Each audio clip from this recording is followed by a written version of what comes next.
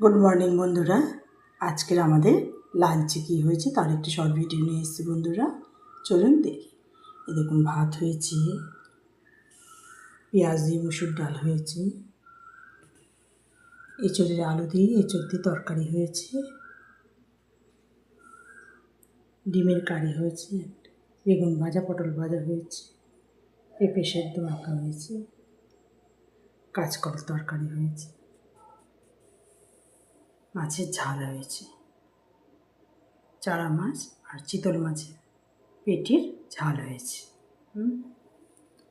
Fascia মাছ ভাজা হয়েছে, সঙ্গে মিষ্টি দই আছে।